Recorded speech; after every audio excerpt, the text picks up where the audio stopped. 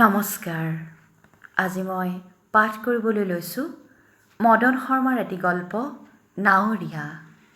গল্পটি তেখেতৰ কেৱল সাগৰৰ শব্দ নামৰ গল্প সংকলনটিত সন্নিৱিষ্ট আছে। নাৱৰীয়া। তেওঁ চকু মেলি চালে। মূৰটো বৰ গধুৰ গধুৰ লাগিছিল। সন্মুখত হাঁহো হাঁহোকৈ থিয় হৈ থকা ডেকাজনলৈ চাই মুহূৰ্তৰ বাবে তেওঁৰ এনে লাগিল যেন সেয়া তেওঁৰ পুতেক জিন্তু। কিন্তু জিন্তুটো এতিয়া হিমাচল প্ৰদেশত। বাইদেউ চিনি পাইছেনে? তেওঁ চিনি পালে। সেই ডেকাজনেই ৰিক্সাখন নলালৈ বাগৰি যাব নোৱাৰাকৈ ধৰি ৰাখিছিল। তেওঁৰ চাগৈ মূৰ ঘূৰাইছিল। অলপ পৰৰ বাবে হয়তো একো ক'ব নোৱাৰা হৈ পৰিছিল। তেওঁ যে আহল বহল দোকান এখনৰ সন্মুখফালৰ বাৰান্দাত আৰামী চকী এখনত বহি আছিল, সেই কথা তেওঁ ইমান পৰে গমেই পোৱা নাছিল। কিমান পৰ। বাহিৰত যান বাহনৰ পাতলীয়া ভিৰ। তেতিয়াও সাজ লগা নাছিল। ওচৰৰ বাটৰ সিপাৰৰ দোকানবোৰত গ্ৰাহকৰ অহা যোৱা। লাহে লাহে সকলো মনত পৰিল। চিনাকি ৰিক্সা চালকজনক লৈ তেওঁ পাইপেৰে যোগান ধৰা গেছৰ বিল দিবলৈ স্কুলৰ পৰা বাহিৰে বাহিৰে আহিছিল। বিল দিয়া আৰু নহ'ল। গেছৰ কানেকশ্যন দিয়া প্ৰতিষ্ঠানটোলৈ যাবলৈ বুলি বাওঁফালে ঘূৰোতেই সৰু গাড়ী এখনে সন্মুখৰ পৰা ব্ৰেক মাৰি ৰিক্সাখনত লাহেকৈ খুন্দা এটা মাৰি ৰৈ গ'ল। ৰিক্সাখনত এটা জোকাৰণি উঠিছিল। তেওঁ অনন্যা চৌধুৰীয়ে বাওঁফালে হালি পৰো পৰোকৈ ৰিক্সাখনৰ গাত খামুচি ধৰি ৰৈ থাকিল। তাৰপিছত কি হ'ল মনত নাই। কিন্তু তেওঁ বাওঁ বাহুত অলপ বিষ অনুভৱ কৰিলে। বিষাইছে নেকি? তেওঁক বাহুটো মোহাৰি থকা দেখি ল'ৰাজনে সুধিলে। অলপ জোৰকৈ খুন্দা খালোঁতো, ঘৰলৈ গৈ অলপ সেক দিব লাগিব। ব'লক নহ'লে সেইফালে অলপ আগলৈ ফাৰ্মাচী এখন আছে, তাতে এবাৰ দেখুৱাই লওক। নাই নালাগে, অলপ পৰ জিৰাই লওঁ। বৰ ভয় খালোঁ। অলপ মূৰ ঘূৰাইছিল, তাতে আজি প্ৰেছাৰৰ দৰৱটো খাবলৈ পাহৰিলোঁ। কেনেকৈ এইখিনি পালোহি গমেই নাপাওঁ। তুমি ইয়াতে কাম কৰা? চাৰিওপিনে চকু ফুৰাই তেওঁ দেখিলে মল্ডেড প্লাষ্টিকৰ চকী, টিভি ছেট ৰখা ষ্টেণ্ড, বাচন বৰ্তন ৰখা ষ্টেণ্ড, এনেকৈ তেওঁক লগা কেইবাবিধো বস্তু দোকানখনত আছিল। দুমহলীয়া ঘৰটোৰ ওপৰ মহলত দোকানৰ গৰাকীৰ পৰিয়াল থাকে। দূৰৰ পৰা দোকানখন তেওঁ আগতে দেখিছিল, কেতিয়াও অহা হোৱা নাছিল। এবাৰ আহিব লাগিব, তেওঁ মনতে ক'লে। বাইদেৱে চাগে এতিয়াও মোক চিনি পোৱা নাই, ল'ৰাজনে ক'লে। পাইছোঁ, তুমিয়েতো ৰিক্সাখন ৰখালা। নহ'লে আপুনি পাহৰিলে, যোৱা বছৰ নৱেম্বৰত যে মোৰ নাৱত উঠি চৰাই চাইছিলগৈ সেই জুৰীয়া বিলত। এৰা ওখকৈ আতিল চেহেৰাৰ ডেকাজন, নামটো হেমেন আছিল হ'বলা। বিলৰ প্ৰায় শান্ত পানীৰ ওপৰেদি তাৰ নাওখন যেন পিছলিহে আহিছিল। ওচৰা ওচৰিকৈ থকা বিল দুখনত জাকে জাকে পৰা পৰিভ্ৰমী চৰাই চাবলৈ তেওঁলোকে বহুদিনৰ পৰাই পৰিকল্পনা কৰি আছিল। তেওঁৰ গিৰিয়েক অনন্ত আঁতৰত থকা বাবে সময় মিলাব পৰা নাছিল। অনন্তই একেলগে 4 দিনৰ ছুটী লৈ অহাৰ লগে লগে বিললৈ অহাটো ঠিক হৈছিল। লগত ওচৰ চুবুৰীয়া দুগৰাকী মহিলা আৰু তেওঁলোকৰ স্বামী। তেওঁৰে সহকৰ্মী এগৰাকীৰ ভায়েক অঞ্জনক লগত লৈ তেওঁলোক চহৰৰ পৰা 6-7 কিলোমিটাৰ আঁতৰৰ গাঁওখনৰ ওচৰ পাইছিলগৈ। ঠিক গাঁওখন নহয়, কিয়নো লগালগিকৈ থকা বিল দুখনৰ সিপাৰেহে গাঁও আছিল। এইবোৰ অঞ্জনৰ চিনাকি ঠাই। প্ৰায়ে বাহিৰৰ ভ্ৰমণকাৰীক ফুৰাবলৈ লৈ আহে। হেমেনে নাওখন চপাই তেওঁলোক চাৰিজনক নিজৰ নাৱত উঠাই লৈছিল। তেওঁ, তেওঁৰ গিৰিয়েক আৰু তেওঁৰে ওচৰ চুবুৰীয়া দুগৰাকীক। আন এখন নাৱত অঞ্জনকে ধৰি বাকী চাৰিজন মতা মানুহ। বিলৰ মাজে মাজে বাট উলিয়াই লাহে লাহে আগবাঢ়োতে হেমেনে চৰাইবোৰলৈ আঙুলিয়াই দেখুৱাইছিল, সৌ যাক দৈ কলা, সৌৱা চাকৈ চকোৱা একেলগে আছে যে, আৰু সেয়া বালিৰ কাষতে জঁপিয়াই ফুৰিছে যে, সেইকেইজনী হ'ল বগীতৰা। বগীতৰা? বৰ ধুনীয়া নামবোৰ দিয়ে দেই মানুহে, অনন্যাই কৈছিল। ইংৰাজীত কয় হোৱাইট ৱেকটেইল, নহয়নে অঞ্জন দা? হেমেনে অলপ ডাঙৰকৈ সিখন নাৱৰ ফাললৈ চাই কৈছিল। তুমি জানাই দেখোন। নহয়, কেতিয়াবা পাহৰি যাওঁ। তুমি বহুদিনৰ পৰা নাৱেৰে চৰাই দেখুৱাবলৈ মানুহ আনি আছা নেকি? বোধ কৰোঁ তেওঁৱেই সুধিছিল। নাই, এবছৰমানহে হ'ল। ইমান কথাই শিকিলা? পঢ়া শুনা কিমানলৈ কৰিলা? BA পাছ কৰিবলৈ নহ'ল। অঞ্জনদাৰ লগত ঘূৰি ফুৰি চৰাইৰ কথা শিকিলোঁ। কিতাপত ছবি চাই পৰিভ্ৰমী চৰাই চিনিবলৈ শিকিলোঁ। ইয়াত আমাৰ থলুৱা চৰাইও বহুত আছে দেই। পানীকাউৰী, বগ, বৰবগ। সৰুৰে পৰা বিলখন দেখিছোঁ নহয়। আজিকালি বাহিৰৰ পৰা অহা চৰাই বাঢ়িছেহে।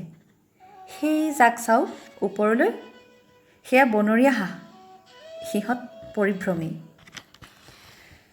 পানীত সাঁতুৰি খেলি থকা চৰাই এজাকৰ ওচৰ চাপিলত কথা পতা বন্ধ হ'ল। অঞ্জনে দিয়া বাইনকুলাৰেৰে হেমেনৰ কথামতে চৰাই চাই, ফটো তুলি কেনেকৈ যে 2 ঘণ্টা সময় পাৰ হৈ গৈছিল তেওঁলোকে গমেই নাপাইছিল। তাৰপিছত আটাইয়ে সি কাম কৰা টুৰিষ্ট কটেজলৈ গৈ চাহ খাইছিল। গধূলি পৰত ঘৰ সোমাইছিলহি। ঘূৰি আহোঁতে তেওঁলোকে নাও চলোৱা ডেকা দুজনৰ প্ৰশংসা কৰিছিল। অঞ্জনে কৈছিল, এইবোৰ ল'ৰা কেনে মাৰ্জিত, চাওকচোন বন্দুক লৈ ক'ত ম্যানমাৰত ঘূৰি ফুৰিছিলগৈ। কাৰ কথা কৈছা? তেওঁ সুধিছিল। আপোনালোকৰ নাও চলোৱাজনৰ কথা কৈছোঁ, হেমেন। সিও আছিল নেকি স্বাধীনতা বিচৰা বিদ্ৰোহী দলত? আছিল। এবাৰ নেপালী মানুহৰ গাখীৰৰ খুটিত নিশা 5জনীয়া দল এটাক পাইছিলোঁ। পিছতহে গম পাইছোঁ হেমেনো আছিল সেইটো দলত। সি অৱশ্যে একেবাৰে তলতীয়া সৈনিক নে লাচনি পাচনি কৰি দিয়া সেনাহে আছিল। মেলেৰিয়াত পৰি তাৰ যোৱা থোৱা অৱস্থা। তাৰপিছতে ঘৰলৈ ঘূৰি আহিল। গা টঙোৱাৰ পিছতে কেইবাদিনো তাক এইডোখৰতে দোকানৰ সন্মুখত গপ মাৰি থকা দেখি ক'লোঁ, এনেয়ে থকাতকৈ এইবোৰতে নালাগা কেলেই। পথাৰত খেতি ভালেই হৈছিল। পিছে খেতিৰ মাটি ভালেখিনি নৈত জাহ গ'ল। এনেই বাৰীবোৰ কিন্তু প্ৰকাণ্ড, ঢেৰ পাচলি হয়, ফল মূলো কম নহয়। কমলাটো আছেই, কোনোমতে চলি যাব পাৰে। হেমেনে ক'লে, ব'লক বাইদেউ, আপোনাক ঘৰত থৈ আহোঁগৈ। চিনাকি অটো এখন পাইছোঁ। তুমি হ'বলৈ মোৰ কাৰণে অটো ঠিক কৰিবলৈ গৈছিলা? সি হাঁহিলে। মই নিজে যাব পাৰিম। নহয়, আপোনাক ঘৰত নমাই থৈহে আহিম। আকৌ যদি মূৰ চুৰ ঘূৰাই, ৰ'ব মই মালিকনীক কৈ আহোঁ। মালিক নাই নেকি? তেওঁৰ কত কাৰবাৰ, ইয়াত সৰহ সময় মালিকনীয়ে থাকে। মাজে মাজে ভাগিন নে ভতিজা এটা আহে, মহা ফাঁকিবাজ। সি ভিতৰলৈ গ'ল। প্ৰায় লগে লগে বৰ শকত আঠবয়সীয়া মাৰোৱাৰী মানুহ এগৰাকী ওলাই আহিল। তেওঁলৈ চাই সুধিলে, এতিয়া ভাল পাইছে? তেওঁ হাঁহিলে। তেওঁলোকৰ বহা কোঠাত বেছ কিছুপৰ হেমেনৰ সৈতে কথা পাতিছিল। অনন্যাই সুধিছিল, তুমি বিলত নাও বাবলৈ এৰিলা নেকি? সেই টুৰিষ্ট থকা কটেজটোতো কাম কৰিছিলা নহয়, কিয় এৰিলা? কি ক'ব বাইদেউ, এইবাৰ বাৰিষা বৰকৈ যে পানী হৈছিল, তেতিয়া ওচৰৰ ৰিজাৰ্ভৰ জন্তুবিলাকৰ কি বিলৈ। পহু আৰু অন্য জন্তু আহি সেই আপোনালোক টাউনৰ পৰা গৈ বিলৰ পাৰৰ যিখিনি ঠাইত ৰয়, সেইখিনিৰ ওচৰে পাজৰে আশ্ৰয় লয়হি। ঠাইখিনি ওখ কাৰণে। এদিন লগৰ এটাই ক'লে, ব'ল নাওখন ল, এঠাইৰ পৰা আহোঁগৈ। যাবৰ মন নাছিল। কিনকিনীয়া বৰষুণ দি আছিল। পানী আৰু বহাৰ সম্ভাৱনা। জানেইতো নৈখনৰ এটা খুঁটি বিলখন চুইয়ে পাৰ হৈ গৈছে। সি বৰ জোৰ কৰাত গ'লোঁ। আমাৰ গাঁৱৰে বুধিন আৰু কোনোবা দুজনমানে খেদি খেদি পহু এটা মাৰি নাৱত তুলিলেহি। মোক আগতে একো নজনোৱাকৈ সেই কাণ্ড কৰা দেখি মই পহু থাকিলে নাও নচলাওঁ বুলি ক'লোঁ। বুধিনক সুধিলোঁ, পহুটো মাৰিলি কিয়? পানীত অত্ৰাণি হেৰুৱাই আশ্ৰয় বিচাৰি অহা প্ৰাণীটোক মাৰিব নালাগিছিল নহয়। সি কি ক'লে জানে? ক'লে, তই যে বন্দুক লৈ মানুহ মাৰি ফুৰিছিলি, তেতিয়া মৰা মানুহবোৰলৈ তোৰ বেয়া নালাগিছিলনে? তাক কেনেকৈ পতিয়ন নিয়াওঁ? হয়, পিষ্টল হাতত লৈ ভয় দেখুৱাই টকা আনিছিলোঁ। সেইবোৰ কৰিবলৈ মই বাধ্য আছিলোঁ। কিন্তু বিশ্বাস কৰক বাইদেউ, কাকো মৰা নাই। তেওঁ ক'লে, ভাল কৰিলা, গুচি আহিলা। বেমাৰত মৰো মৰো অৱস্থা নহ'লে ক'ত আহিব পাৰোঁ। মই কাকো মৰা নাছিলোঁ। কিন্তু সিদিনা বুধিনক বঠাৰে কোবাই কোবাই বিলতে গটিয়াই নাৱৰ পৰা পেলাই দিবলৈ মন গৈছিল। চব বাদ দিলোঁ।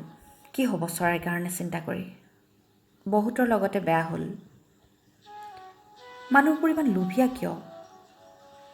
যি দেখিলোঁ গাঁওখনত আৰু থাকিব নোৱাৰি। কিয়? এদিন সাজ লগাৰ লগে লগে 3জন বন্দুকধাৰী আহি ওলাল। চিধাই আমাৰ ঘৰ ওলালহি। নাৱেৰে নি এঘৰত থৈ আহিব লাগে। আগতে ময়ো তাতে দুবাৰমান চেল্টাৰ লৈছিলোঁ। কি কৰিলা? ক'লোঁ, বেলেগ এখন নাও ঠিক কৰি দিম। ভাল নাৱৰীয়া এজন দিম। নামানিলে। ক'লে, এতিয়াতো তই ভাল নাৱৰীয়া। কিমান ভাড়া লাগে অ'? এইবুলি বেগ এটা খুলি টকা এসোপা দেখুৱালে। মোৰ গাটো কঁপিবলৈ ধৰিছিল। ভাবি চাই দেখিলোঁ, এৰা মইতো নাৱৰীয়াই, নাও বোৱাই মোৰ কাম। সিহঁতক থৈ অহাৰ পাছত ভাবিলোঁ, গাঁও এৰাই ভাল। তেতিয়াৰ পৰা ইয়াতে আছোঁ। মিউনিচিপালিটিত কাম কৰা মানুহ এজনে এই কামটো যোগাৰ কৰি দিলে। দোকানলৈ আহিবচোন এদিন। দুদিনৰ পাছতে কিবা বস্তু বিচাৰি বজাৰত ঘূৰি পকি অৱশেষত তেওঁ হেমেনে কাম কৰা দোকানখনত ওলাইছিলগৈ। এইখনৰ দাম কিমান? অলপ সাধাৰণতে নেদেখা ৰঙৰ আৰু ডিজাইনৰ চকী দুখন দেখি অনন্যাই সুধিলে। ইহঁতে 600ত বেচে, আপুনি 400কৈ দিব। ইমান কমাই দিব পাৰানে? ইমান লাভ থাকেনে?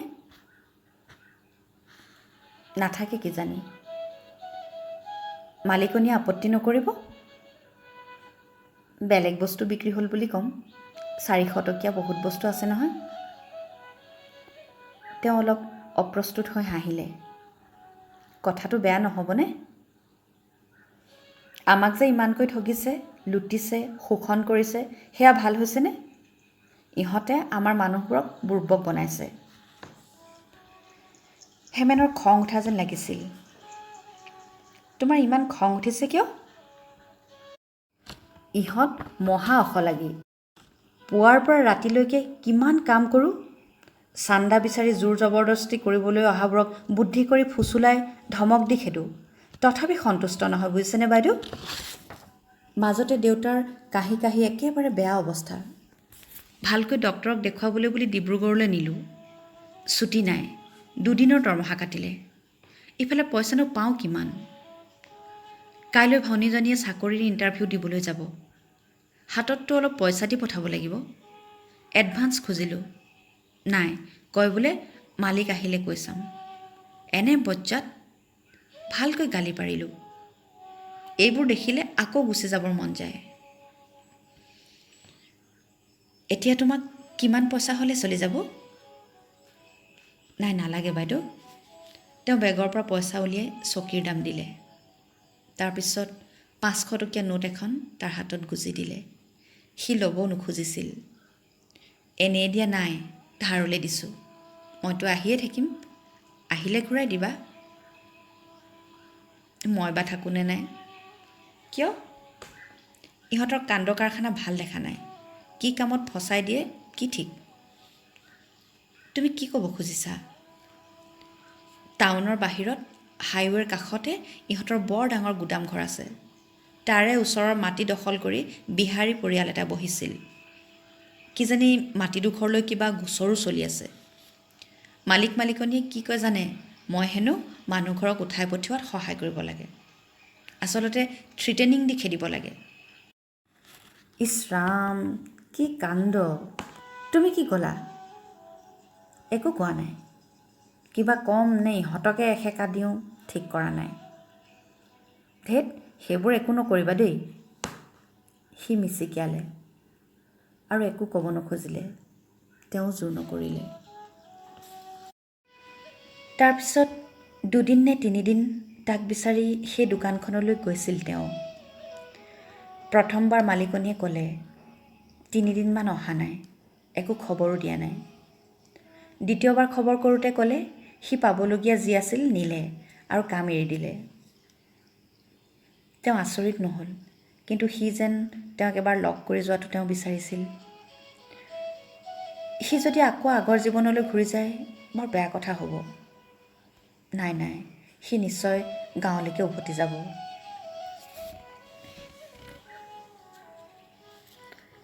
বয়সস্থ মানুহজনে গেটৰ সন্মুখত ৰৈ সুধিলে, আপুনিয়ে চৌধুৰী বাইদেউ নহয় জানো? হয়, আহক। অনন্যাই মানুহজনক বহা কোঠালৈকে আগবঢ়াই নিলে। বুজা যায় ওচৰৰ পাজৰৰ কোনোবা গাঁৱৰ পৰা আহিছে। হাতৰ কাপোৰৰ মোনাটোত নিশ্চয় ঘৰৰ পাচলি বা ফল মূল। এইটো সময়ত নতুন নামভৰ্তিৰ সময়ত স্কুলত ছিট বিচাৰি বহুত অভিভাৱক আহে। বহুতে একেবাৰে ঘৰ ওলাইহি। কেতিয়াবা দেউতাক, কেতিয়াবা ককাক আইতাকো আহে। লগত সৰু সুৰা উপহাৰ, ঘৰৰ শাক পাচলি জাতীয়। আনিবলৈ হাক দিলেও নুশুনে। দেওবাৰে পুৱাই অহা দেখি অলপ আমনি পালেও সেয়া সাৱধানে লুকুৱাই ৰাখিব তেওঁ জানে। কওকচোন, অনন্যাই ক'লে। মই হেমেনৰ দেউতাক, হেমেন বৰুৱা যে। ক'ত আছে তেওঁ? এতিয়াও বিলত নাও চলায়নে? নাই, সি কেনিবা গ'লগৈ। মানে? সি ঘৰ এৰিলে। কিহে পালে জানো? ক'লে কিবা এটা কৰিব পাৰিলেহে খবৰ দিম। মিছাতে হুলস্থুলখন নলগাবি। আগৰবাৰ নোহোৱা হওঁতেতো কাকো একো এটা কৈ যোৱা নাছিল, একো ভুভতং নাপালোঁ। মানুহজনে কথাখিনি একেৰাহে কৈ অলপ ৰ'ল আৰু মনত পৰাৰ দৰে ক'লে, এইখন চিঠি ভনীয়েকৰ ওচৰত থৈ গৈছিল, আপোনাক দিবলৈ গৈছিল। তাই অলপতে শিক্ষয়িত্ৰীৰ চাকৰিত সোমাইছে নহয়। স্কুলখন ঘৰৰ পৰা আঁতৰত। ঘৰৰ পৰা অহা যোৱা কৰিব নোৱাৰে। ওচৰতে হওঁতে সম্পৰ্কীয় মানুহ এঘৰ আছে, তাতেই আছে এতিয়া। পাছলৈ কি হয় জানো? তাই ক'লে দেওবৰীয়া বজাৰলৈ গ'লে তুমিয়ে চিঠিখন বাইদেউক দি আহিবা। বন্ধ খামটো হাতত লৈ অনন্যাই সুধিলে, সি কেনি গ'লনো? জানো। মানুহজনে পুতেকৰ কথা বৰকৈ ভাবি চিন্তি থকা যেন নালাগিল। খামৰ ভিতৰত চিঠি নাছিল। তেওঁৰ পৰা ধাৰে লোৱা টকাখিনি কাগজেৰে মেৰিয়াই কাগজখনৰ ওপৰত লেখা আছিল, বাইদেউলৈ ধন্যবাদ আৰু কৃতজ্ঞতাৰে। মানুহজনে তেওঁৰ মুখলৈ কিবা এক প্ৰত্যাশাৰে চাই থকা দেখি তেওঁ ক'লে, চিঠি নহয়, মোৰ পৰা পইচা অলপ লৈছিল, সেয়া ঘূৰাই দিছে। তেতিয়াহে মানুহজনৰ অভিব্যক্তিত অলপ আৱেগ ফুটি উঠিল। এটা যেন হতাশা, মাতটোও যেন কঁপিছিল। ভাবিছিলোঁ চিঠিতে জনাব। কি জনোৱাৰ কথা কৈছে? নাই, কেনি গ'ল, কিয়, সিনো কি কৰিব খুজিছে? হঠাৎ সুৰ সলনি কৰি মানুহজনে ক'লে, এয়া ঘৰৰ পাচলি, লওক। আজিকালি ধান বেছিকৈ নাপাওঁ, তাকো পানীয়ে মাৰে। কিছু মাটি নৈৰ বুকুত জাহ গ'ল। পাচলি ভালেই হয়, দেওবৰীয়া বজাৰত বেচোঁ। বস্তুখিনি তেওঁলৈ আগবঢ়াই দি ক'লে, আকৌ পুলিচ এটাৰ খবৰ কৰিবলৈ লৈছে। অনন্যাই জোৰ কৰিলত মানুহজনে চাহ একাপ খালে। গোটেই সময়খিনি প্ৰায় নীৰৱেই বহি ৰ'ল। অনন্যা বৰ আচৰিত নহ'ল। এইফালৰ গাঁৱৰ বহু মানুহ তেনেকুৱাই, প্ৰয়োজন নহ'লে এষাৰ অতিৰিক্ত কথাও নকয়। চিঞৰি বাখৰি অযথা আৱেগ প্ৰকাশ কৰাত অভ্যস্ত নহয়। দুখ আঘাতৰ মাজতো এনে প্ৰশান্তি কেনেকৈ আহৰণ কৰিছে ভাবি অনন্যা অবাক হয়। কিন্তু সি হেমেন কেনি গ'ল?